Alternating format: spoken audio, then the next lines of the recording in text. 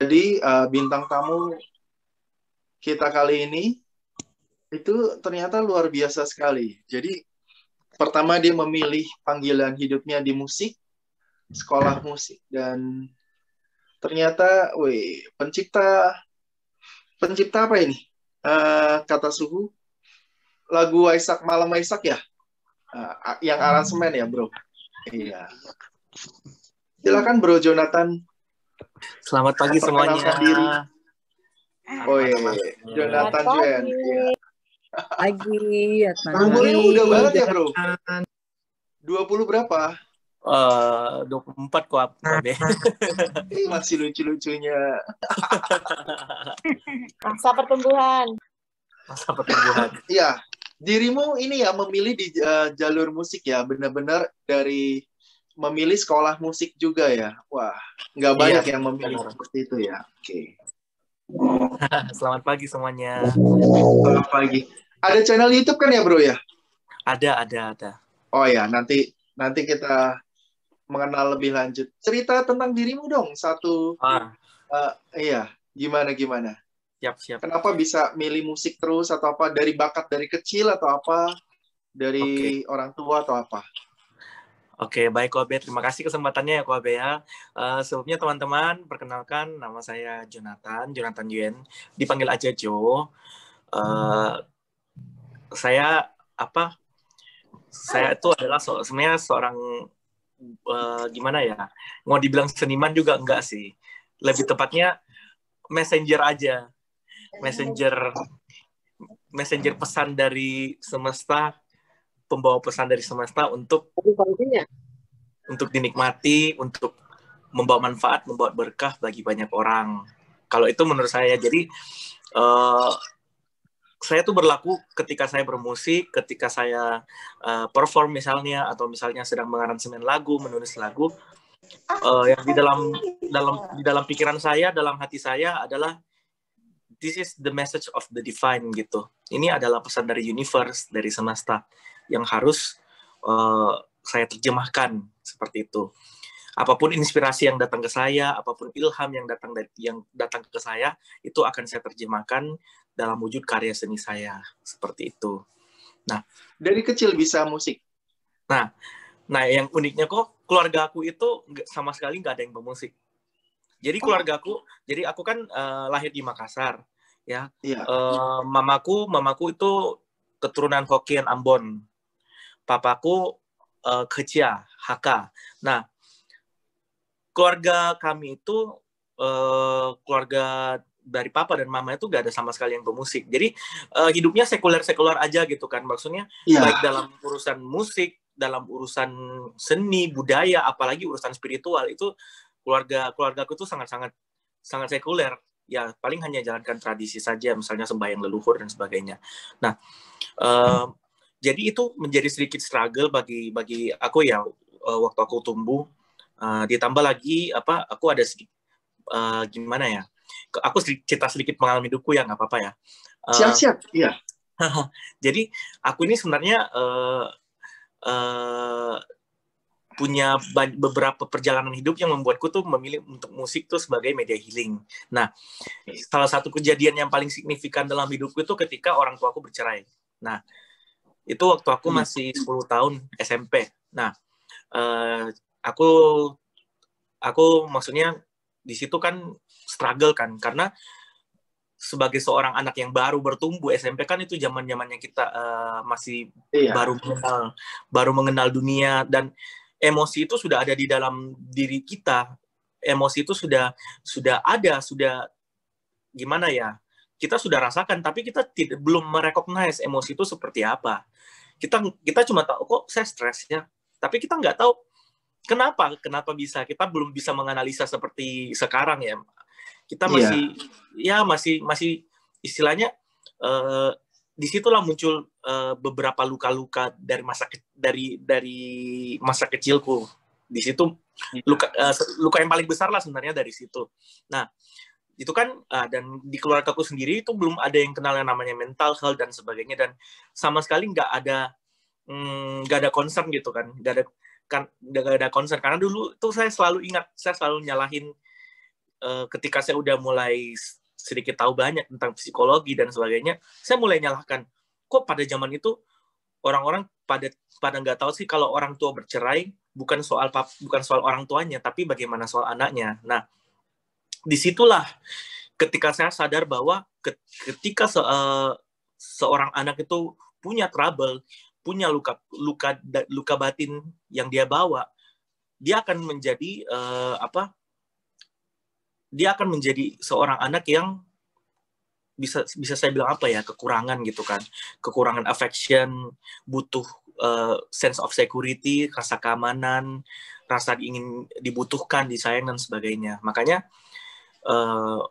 ketika saya udah mulai menganalisa masa kecil saya, ketika mungkin saya baru masuk kuliah ya, itu akhirnya saya bertekad bahwa ketika saya memilih karir saya nanti, karir saya tuh harus membawa manfaat dan penyembuhan bagi banyak orang, terutama untuk anak kecil. Nah, makanya jalur karir saya tuh ya cuma sekitar dua doang kok, cuma musik atau mengajar, itu aja, musik atau mengajar. Karena saya betul-betul concern dengan anak-anak yang punya trouble, terutama anak remaja yang punya trouble. Karena orang kebanyakan cuma lihat, oh ini anaknya nakal ya, anaknya gini-gini, dia nggak tahu di belakangnya ada apa sih. Karena anak-anak itu tidak pernah terlahir dengan kejahatan. Kita tuh adalah light being, kita ini adalah makhluk cahaya. Ketika kita terlahir di dunia ini, kita tidak membawa kebencian, kita tidak membawa hal-hal negatif. Itu diajarkan baik secara sadar atau nggak sadar. Nah, itulah yang membuat saya memilih untuk bisa membawa kesembuhan, manfaat bagi banyak orang. Dan kenapa saya memilih musik? Karena gimana ya? Ini saya bicara soal kehidupan saya sekarang ya.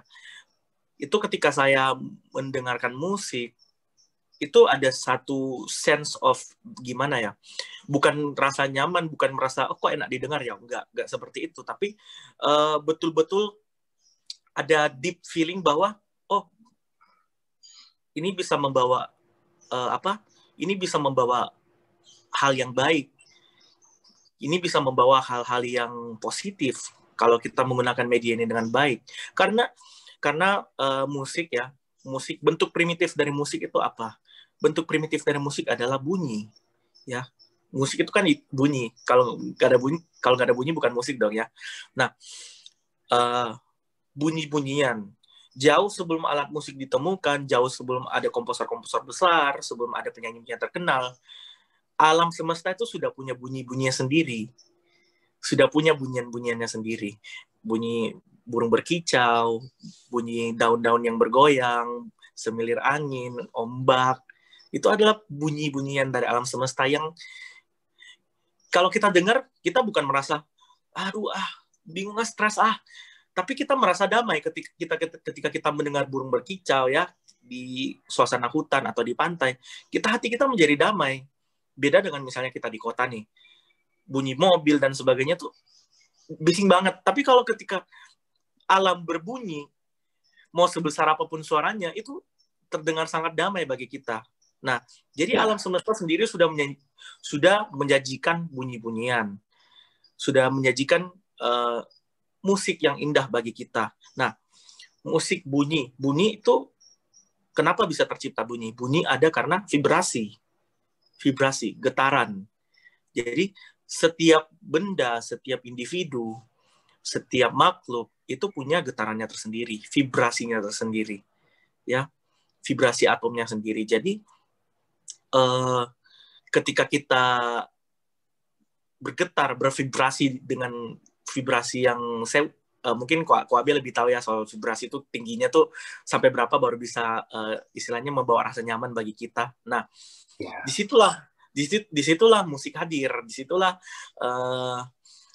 bagaimana musik itu membawa satu vibrasi yang positif bagi semua makhluk, terutama untuk kita manusia. Misalnya,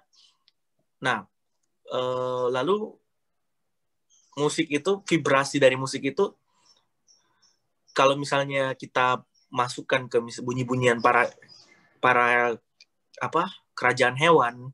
Misalnya kita tahu bahwa ikan paus, bukan ikan paus ya, paus itu punya bunyi-bunyian, punya suara yang begitu bagaimana ya? Itu membawa vibrasi yang sangat positif, yang vibrasi yang begitu luar biasa, yang begitu indah. Padahal kalau sekilas kita dengar cuma kayak seperti bunyi cici-cuit aja gitu. Tapi ketika kita benar-benar menenungkan, kita benar-benar konsentrasi merasakan vibrasi dari bunyi paus itu bisa masuk sampai ke batin kita. Nah, itulah yang menjadi inspirasi bagi orang-orang terdahulu, leluhur-leluhur kita menciptakan alat musik. Misalnya suling ya, seruling. Seruling itu tercipta terinspirasi dari bunyi-bunyian burung berkicau misalnya. Nah, kemudian para leluhur kita menciptakanlah alat instrumen yang bisa membawa bunyi-bunyian ini, bisa menghantarkan bunyi-bunyian ini. Nah, bunyi-bunyian yang dibunyikan yang dimainkan oleh para leluhur kita, yang dibuat oleh para leluhur kita, itu untuk apa? Itu punya nilai yang begitu tinggi. Itu kalau saya ngomong dari musik leluhur kita ya, musik tradisional, itu punya nilai yang sangat tinggi sekali. Karena musik itu mereka ciptakan, bunyi-bunyian itu mereka ciptakan untuk menghormati, untuk mengagungkan, untuk berdoa kepada Sang Pencipta, kepada the Divine.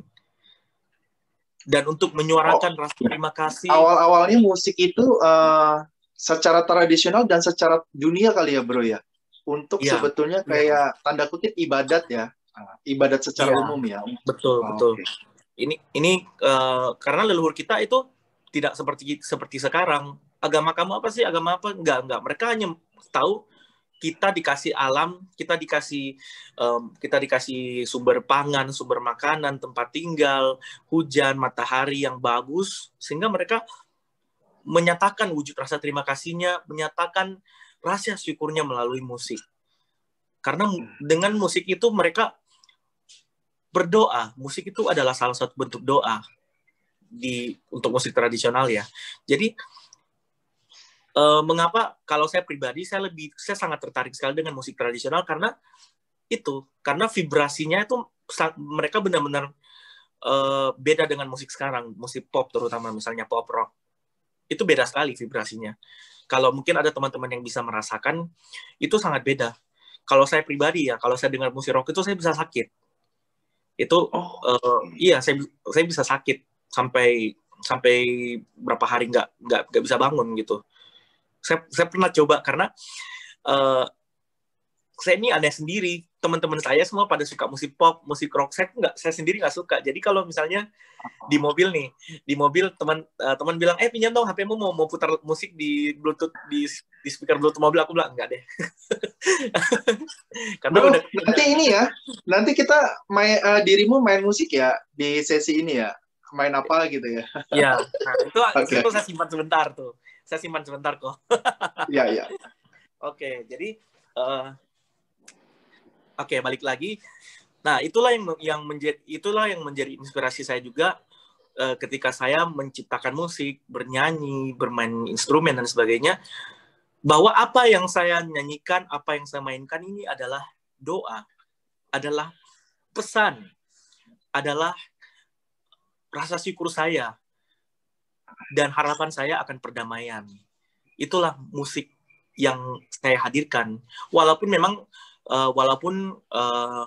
bisa dibilang tidak sepopuler misalnya musik pop ya, tapi saya yakin bahwa musik yang saya hadirkan, yang saya sajikan ini bisa membawa, walaupun tidak untuk semua orang, tapi pasti ada beberapa orang yang akan minimal bisa bertransformasi melalui musik saya, bisa menjadi lebih positif, bisa menjadi lebih baik dari yang setelah mendengar musik dari saya atau memainkan musik dari saya. Itu inspirasi dari saya. Makanya saya pribadi sangat terkoneksi sekali dengan musik tradisional. Nah, ini selain karena alasan itu, ya ada beberapa alasan lainnya, misalnya past life, kehidupan lampau. Nah itu kan teman-teman ada lihat kan bahwa saya di situ tertulis indigo artistik ya, indigo artistik. Jadi seseorang yang disebut sebagai indigo itu bukan sama sekali, bukan seperti kayak Roy Kiyoshi ya, walaupun Roy Kiyoshi misalnya termasuk indigo, tapi bukan semata-mata hanya seperti beliau gitu, bukan notabene-nya yang bisa lihat hantu, yang suka dengar bisik-bisik. Nah, notabene tidak seperti itu. Indigo itu adalah para individu yang sebenarnya dititipkan pesan lebih oleh alam semesta, tapi bukan kelebihan ya. Saya nggak anggap indigo itu kelebihan, pesannya lebih aja. Misalnya nih, si A itu dikasih sama Tuhan, dikasih talenta sama Tuhan buat misalnya dia jadi dokter kan. Nah si B ini misalnya dia indigo kan, kamu jadi pelukis, tapi di situ kamu harus menyuarakan ini nah, gitu. Kalau menurut saya seperti itu ya. Kalau misalnya nggak sesuai mau dikoreksi, tapi itu benar-benar menurut saya. Jadi saya menganggap ketika saya disebut sebagai seorang indigo, itu saya menganggap ini adalah tanggung jawab, bukan seperti status kayak tuan atau yang terhormat, enggak. Saya menganggap ini adalah suatu tanggung jawab. Ini adalah suatu bukan beban, tapi tanggung jawab, duty, tugas yang harus saya laksanakan, karena ini adalah titipan dari alam semesta. Nah, kenapa kita dititipkan lebih oleh alam semesta? Bukan karena kita hebat, bukan karena kita gimana, bukan. Tapi semata-mata demi kebaikan banyak orang, demi manfaat bagi banyak orang. Jadi indigo itu hadir bukan untuk wah dia tuh diperagungkan, dia tuh jadi terkenal, jadi hebat, bukan. Kalau menurut saya indigo hadir itu untuk membawa pesan yang baik, membawa pesan positif perdamaian bagi dunia. Kalau itu menurut saya. Kalau saya sendiri dikatakan oleh teman-teman yang mungkin lebih senior ya sebagai indigo artistik, karena memang sense of art saya, rasa cinta saya kepada seni itu sangat tinggi sekali, terutama kepada musik. Nah, karena itu tadi alasan-alasan tadi itu. Bagaimana musik bisa menghadirkan penyembuhan, healing, bisa membawa rasa damai, sikap positif bagi banyak orang gitu. Nah, kemudian dalam hal bermusik, nah sama dengan ketika kita melakukan hal-hal lainnya ya. Yang paling utama adalah our intention. Kita bermusik untuk apa sih? Kalau misalnya kita bermusik, walaupun musik itu adalah musik spiritual, tapi ketika dalam diri kita muncul kesombongan misalnya ya, dalam diri kita muncul, oh gue ingin pamer nih, gue ingin viral nih, gue ingin gini. Nah sama aja kan.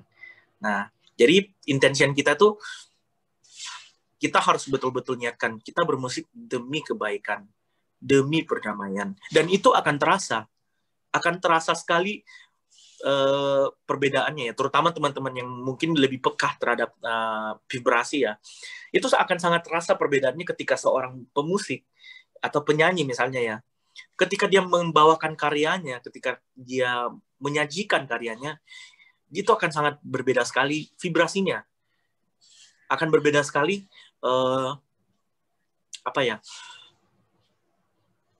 tanda kutip auranya, ketika dia betul-betul membawakan karena ingin menceritakan musik itu sendiri, ingin menyampaikan pesan dari musik itu kepada banyak orang, dengan ketika dia hanya ingin show off aja, itu beda.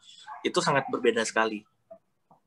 Dan bahkan bagi maksudnya orang awam saja, orang awam musik itu sangat terlihat sekali. Nah, apalagi apa ya?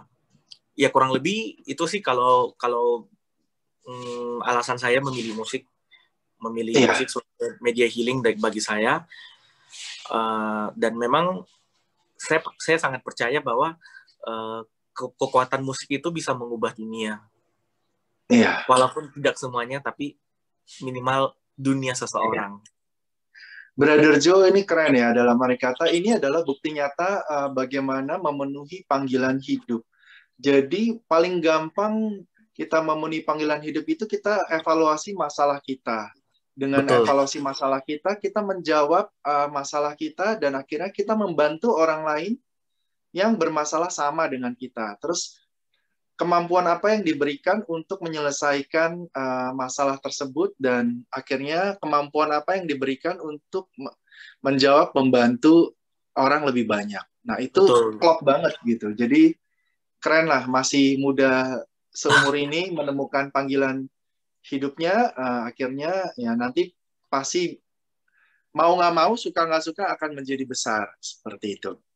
Nah, kesehariannya ya, apa aja bro sekarang? Apain aja maksudnya? Okay. Ciptain lagu atau ada full time ngajar di mana atau gimana? Nah, oke.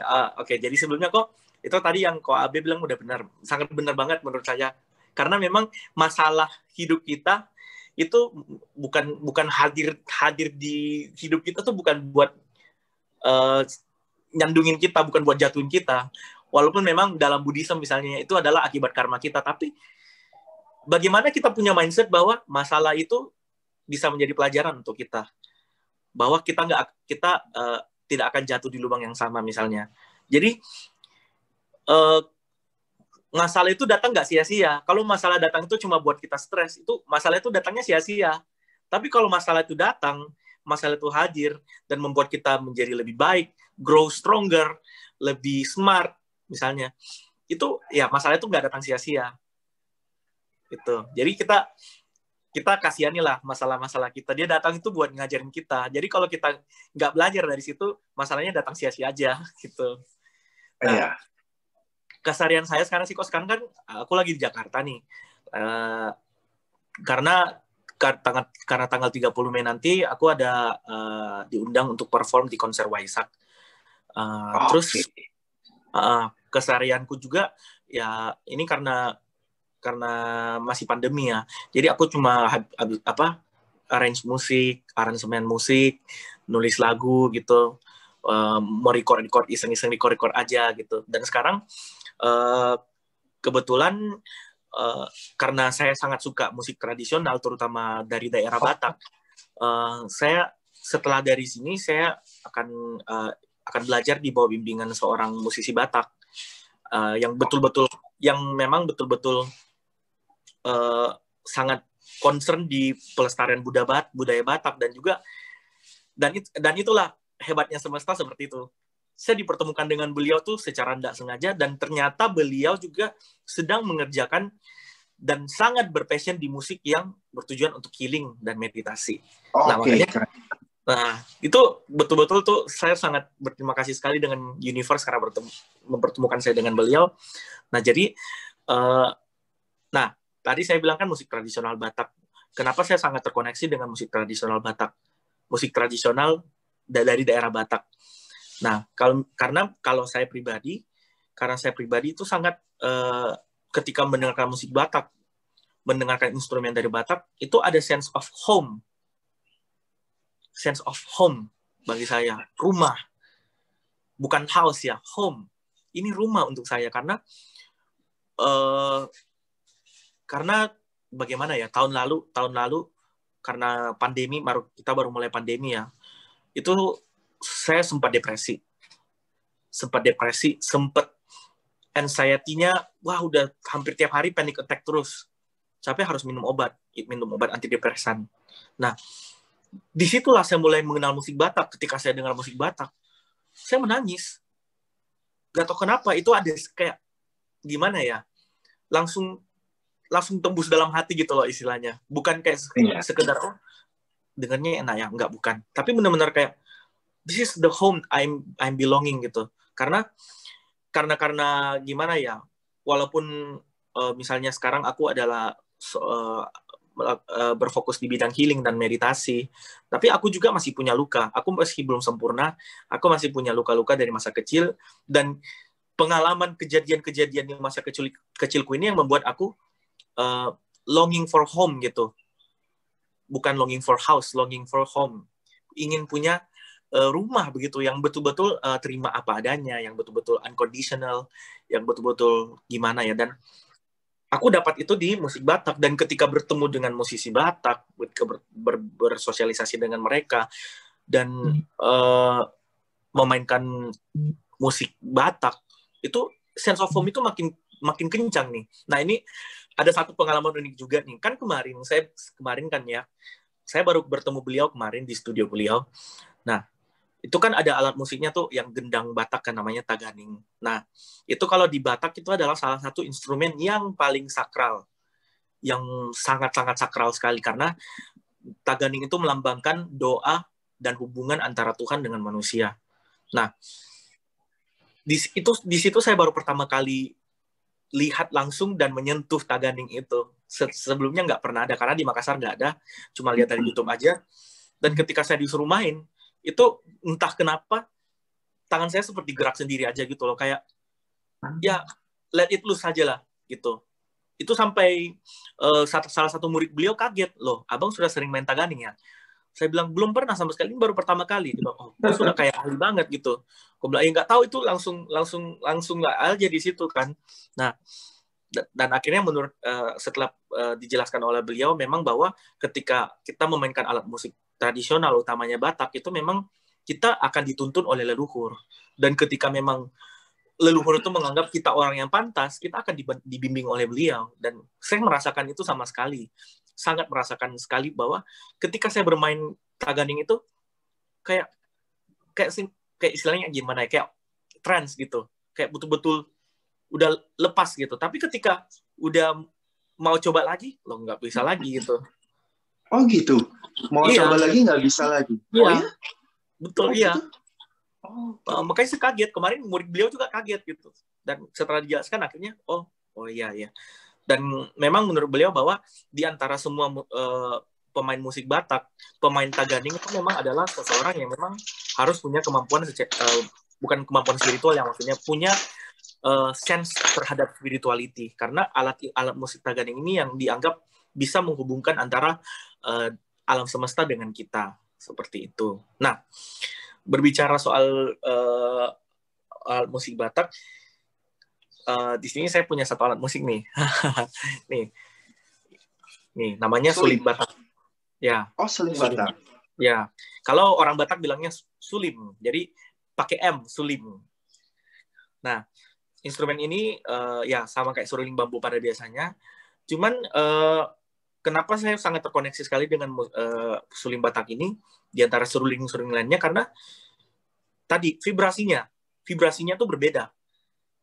Vibrasinya itu kalau aku sendiri tuh aku nangkapnya tuh benar-benar sangat bisa membawa gimana ya, perasaan damai, dan mungkin saja bisa membawa healing, karena oleh beliau musisi Batak guru saya itu, beliau juga menggunakan sulim sebagai media beliau untuk menyampaikan pesan dari semesta. Itu menurut penuturan beliau, menyampaikan pesan dari semesta melalui musik meditatif, melalui musik untuk healing. Nah, ini adalah media beliau. Nah, dan kenapa saya juga sangat menyukai sulim Batak ini, karena bahannya dari bambu. Ya, ini berbeda dengan flute misalnya. Flute kan, kalau flute yang modern yang di orkestra itu bahannya kan dari besi. Nah, sementara kalau saya pribadi, saya merasa bahwa vibrasi dari barang alami, benda alami itu spesial gitu, nggak seperti benda-benda buatan lain, karena ini udah disediakan sama alam. Jadi kita manusia tinggal di lubang-lubangin aja. Tapi ketika kita membunyikan instrumen ini, vibrasi dari alam semesta itu dapat, karena ini adalah benda alam. Alam sudah menyiapkan ini untuk kita. Kita sisa potong dikit aja, sisa dilubangin dikit aja. Tapi vibrasinya tuh ada. Vibrasinya sudah ada dari sononya. Bahkan sebelum bambu ini dibentuk jadi sulim, sudah punya vibrasi. Nah, kalau mungkin istilah orang-orangnya hidup, itulah mengapa dalam musik itu biasanya berbeda antara misalnya antara flute dengan sulim. Bukan berbeda tekniknya ya, tapi berbeda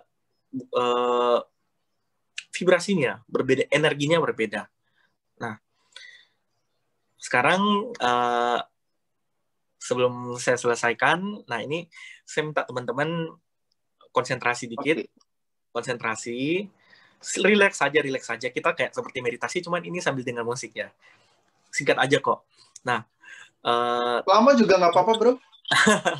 Teman-teman 5 menit gitu, boleh. Ya, nanti kita lihat sampai sejauh apa ya kok ya, karena ini benar-benar lepas aja gitu.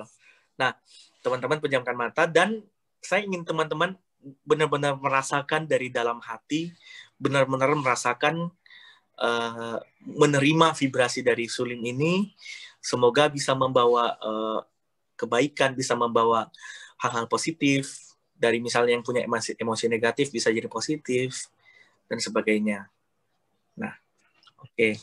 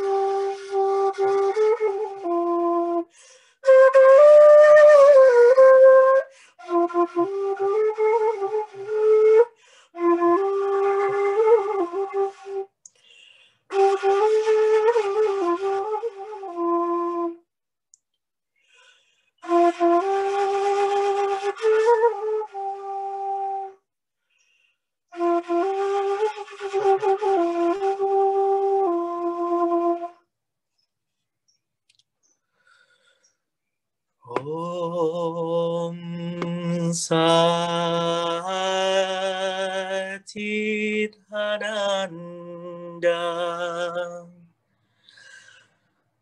Parabrahma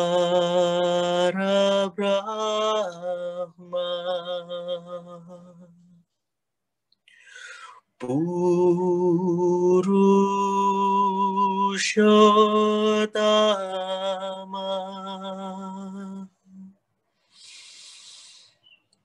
Paramatma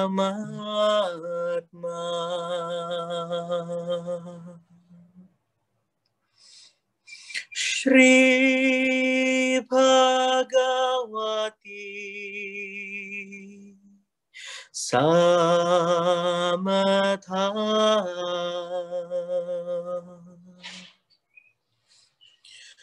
Shri Bhagavate Namaha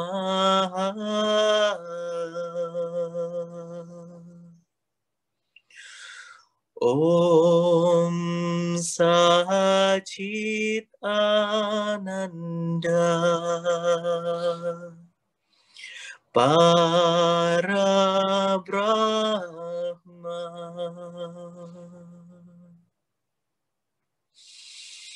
Purushottama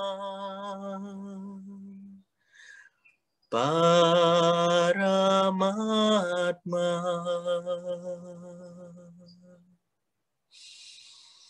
Shri Bhagavati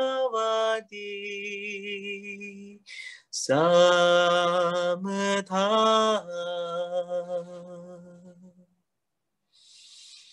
Shri Bhagavate Namaha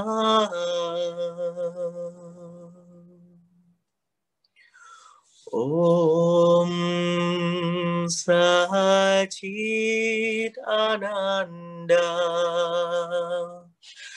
Parabrahma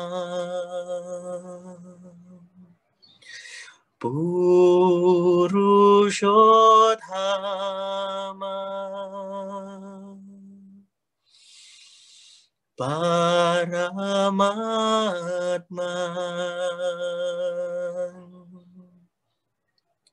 Shri Bhagavati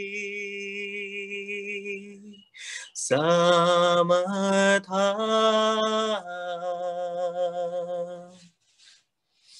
Shri Bhagavati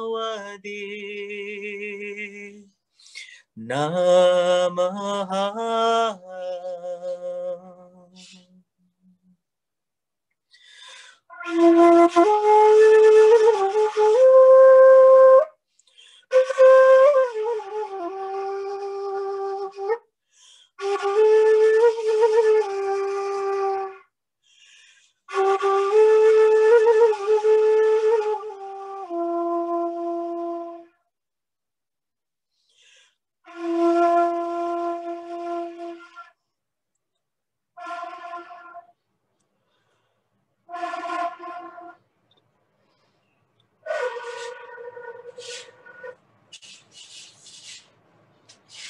udah bisa pelan-pelan kembali, dibuka matanya lagi.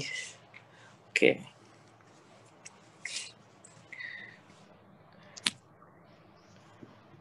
Oke. Kira-kira ini saya minta dikit ya, kok kali aja ada teman-teman yang mau sharing tadi setelah sesi tadi saya bermain seruling walaupun nggak terlalu sempurna dan reciting mula mantra, mungkin ada sesuatu yang teman-teman rasakan, boleh dong di-share. Lagunya artinya apa ya, Bro? Itu kenapa saya bisa meneteskan air mata ya? Dari bahasa apa juga ya? Ya. Oke, itu adalah namanya mula mantra, bahasa Sanskerta. Jadi mula mantra itu adalah mantra, bukan misalnya mantra jampi-jampi ya, bukan, tapi itu adalah ungkapan doa, ungkapan wujud terima kasih kita kepada alam semesta. Jadi kita berterima kasih kepada diri kita sendiri, kepada cahaya di dalam diri kita sendiri, cahaya di batin masing-masing individu, dan cahaya di alam semesta. Laki-laki, perempuan, hewan, dewa, malaikat, setan, dan sebagainya, kita menghormati mereka. Kita menjunjung cahaya di hati mereka dan diri kita sendiri. Tadi Kira-kira seperti itu. Iya. Ya, itu. Keren ya. Tadi merasa apa namanya? Bahasa Ada Sansekerta. di mana apa gitu ya? Seperti sesuatu kerinduan dan ucapan syukur. Betul. Apa ya?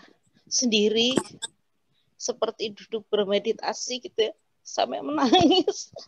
Walaupun saya nggak tahu artinya ya, tapi sangat harmonis seperti mendengar kayak suara paus juga. Apa? Semua menjadi satu. Keindahan alam yang baru sekali ini. Terima kasih ya Kak Jo ya. Sama-sama. Itulah yang Cici rasakan, itu adalah vibrasi energi positif yang sebenarnya udah ada di alam semesta, tinggal kita sampaikan aja. Ini sudah ada di alam semesta udah menyiapkan untuk kita. Nah, kita tinggal buka hati, buka telinga untuk mendengar suara alam semesta itu. Wah, berarti jangan sekali ini aja ngisinya, nanti next ngisi lagi ya, Bro. Keren. Setuju kok, Abe. Setuju Terima kasih banget. banyak banget bisa jadi messenger sekali lagi untuk teman-teman Koabe dan yang lain-lain. Terima kasih banget. Terus masuk di grupnya Koabe betul-betul gimana ya? Ya itu, saya juga merasakan sense of home gitu ketika di Zoom bersama teman-teman ini, walaupun mungkin belum pernah ketemu, baru kenal sekarang, tapi sense of home-nya tuh ada, vibrasi positifnya, energi positifnya tuh ada dari semenjak tadi mulai meditasi di awal. Itu ya, makanya saya udah tahan banget untuk gak nangis itu tadi, tapi karena memang udah gimana gitu, tapi benar-benar luar biasa banget kok Abi dan teman-teman kalian. Keren. Ada pertanyaan lagi dari teman-teman atau sharing? Silakan. Iya, silakan. Mau bilang terima kasih ini buat Jonathan. Sama-sama Ci, terima kasih. Namaste. Rasanya saya seperti ditarik, dituntun untuk pulang, tapi ini sebuah perjalanan yang seperti belum selesai yang harus saya terusin gitu. Jadi kayaknya saya perlu musiknya lagi deh. Di channel YouTube-nya apa, Bro? Channel YouTube saya tuh namanya Syabda. Nah, nama panggung saya tuh adalah Syabda. SHABDA. Syabda itu bahasa Sansekerta. Itu artinya persembahan bunyi-bunyian yang indah. Oke. Ya. Kalau bisa di-sharing di sini kok ininya channel YouTube-nya. Iya Bro, diketik Bro. Tadi apa tulisannya? Oh iya, saya ketik di chat ya. Iya, boleh. Terima kasih. Makasih banyak ya. Nah itu benar-benar Syabda yang Ci Shirley, Syabda. Oh itu benar ya? Ya. Shirley cepet banget. Iya, pasti diundang lagi lah. Nggak mungkin nggak. Nah kalau di channel saya tuh musik-musik healing belum terlalu banyak. Karena saya masih masih persiapin, kebanyakan barusan saya bikin aransemen musik. Nah, salah satu hal yang saya suka dari musik juga, musik itu nggak pernah tanya agamamu apa sih. Jadi saya pribadi walaupun saya seorang praktisi Buddhis, tapi saya sering nyanyi di gereja, sering diminta tolong oleh gereja untuk mengaransemen musik, karena gimana ya, dimanapun kita bisa membawa berkat bagi banyak orang, disitulah kebaikan hadir. Tuhan hadir di mana-mana, bukan Tuhan nggak hadir di gereja aja, di masjid aja, di wihara aja, enggak, tapi alam semesta tuh ada, karena kita sendiri adalah produk alam semesta, produk dari Tuhan sendiri. Jadi, wah, keren ya.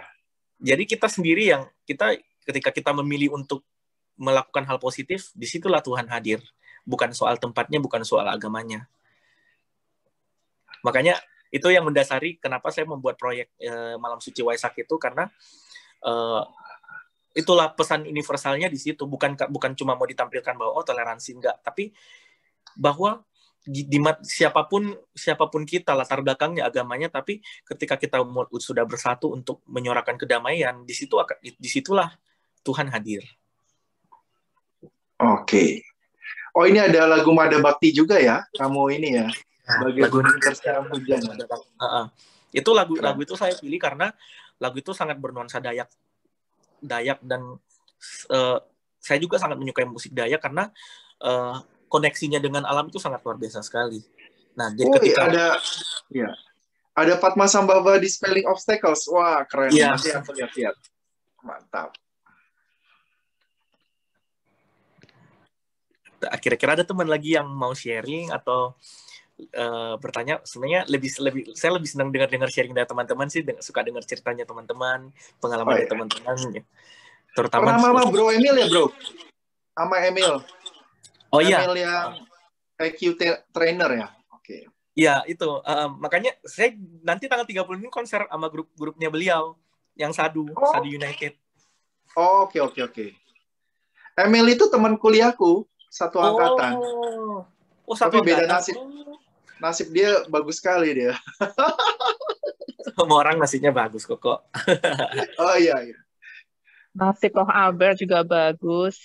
Iya. Tapi dia bagus sekali dia. Mantap dia. Keren. Lebih suksesnya lebih jadi. Maksudnya dari dulu gitu. Ya. Koabe dicintai banyak orang loh. Ya. Kenapa? Dicintai banyak orang nih. Setiap ini grup aja cuma 100. Coba kalau di grup WA-nya berapa tuh? Sangat dicintai loh. Brojo udah punya pacar belum? Dulu pernah kok, tapi udah meninggal. Oh ya? Oh, oke. Tapi kayaknya kok Abe ini arahnya ke Biro Jodoh deh. Iya toh, kemarin siapa itu yang kemarin Roy, terus Ivon, terus karena Joy orang Popo Bu Yuli.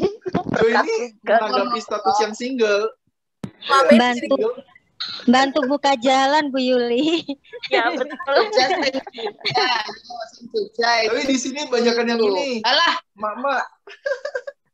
Siapa tuh punya anak ya? Mama kan punya anaknya. Nah, iya. itu kok Abe, Mama ada anaknya. Siap-siap. enggak kayak, nah jangan-jangan itu sih udah kayak Mas Jiwo. Oh, nggak milih single terus kan? Saya ikuti jalannya semesta aja kok. Koabe ini mestinya double, ini nih combo sama Koabe tentang main Body and Soul kemarin nih, connect banget ya belakangan ini. Nah, tanya mentor booking lah Bro Jonathan ini. Ampun, ini universe tuh kayak connecting the dots kayak Koabe bilang deh, ini berturut-turut langsung saling berhubungan kan, siringannya yang Brojo tadi ini tentang yang tadi purpose of life ini kan sama Koabe dari kemarin. Iya, orang-orang yang nemuin purpose of life itu akhirnya kontribusi ke dunia totalnya boom gitu loh. Maksudnya dalam arti kata ya awalnya ya carinya dari kepahitan kita juga ya atau apa, akhirnya kita menemukan bakat atau apa ya, akhirnya kita menjawab panggilan itu akhirnya ya sangat berguna bagi banyak orang gitu. Iya, itu hidupkan perjalanan. Nah, kalau saya sih musik itu vibrasinya kena banget gitu sampai merinding sampai ke dalam jiwa itu kalau saya mendengarkan musik-musik gamelan Jawa sama Bali. Saya orang Jawa kan, jadi kalau begitu saya mendengarkan musik Jawa dengan tariannya itu wah dahsyat banget, udah sampai kayaknya tuh aku udah ada di dunia itu kayak gitu. Jadi itu vibrasinya itu. Berarti artinya Cici. Kalau Bu Yuli tahu ini, kalau Bu Yuli tahu apa yang musisi Jawa yang mantap terkenal atau apa yang ke arah apa, bisa kenalin ke Brojo, siapa tahu akhirnya dia jadi suka musik Jawa yang tradisional juga. Apalagi gamelan gitu kan ada nilai spirit. Senimanin Koabe. Kebetulan saya kan sekolahnya memang dulu sekolahnya di konservatori. Kalau teman-teman saya banyak di seniman-seniman kayak Dalang Purboasmoro itu teman satu kelas. Kemudian banyak musisi-musisi kayak yang pernah jadi namanya Joko yang pernah jadi penari backgroundnya siapa sih penyanyi internasional yang fenomenal cewek itu juga teman juga. Iya. Memang kalau musik memang kan masalah. Sebentar. Memang kalau musik itu kan penyembuhan ya. Kalau di Kristen kan worship kayak gitu. Jadi memang luar biasa. Dan suara alam itu memang luar biasa untuk penyembuhan kayak gitu. Jadi keren lah. Semangat terus, diasah terus. Batak saya juga pengen sih ke Batak, belum pernah ke Batak. Kalau Batak saya tahunya ya musik lagu-lagu Batak itu ada Sinanggar tulo atulo, Sinanggar tulo atulo, kayak gitu. Mengenai musik ada pertanyaan lagi? Ya, ke Brojo ada pertanyaan lagi, silakan. Mengenai musik dulu. Oke, mungkin kita tutup secara formal. Secara formal aja tutup beberapa kalimat. Silakan Brojo, nanti selanjutnya kita bisa ngobrol-ngobrol lebih panjang lagi. Silakan.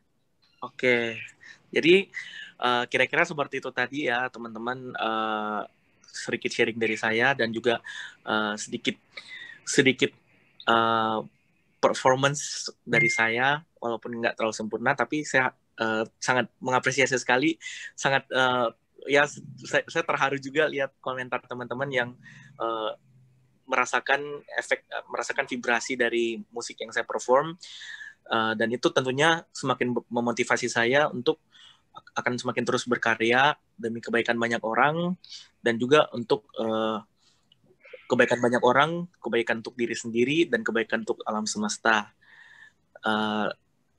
Terima kasih banyak teman-teman, terima kasih banyak Koabe atas kesempatannya. Nanti kita masih bisa ngobrol-ngobrol lagi kok. Siap, pasti. Oke. Mau lewat WA, mau lewat mana, boleh kok. Oke. Saya bebas kok. Iya. Ya.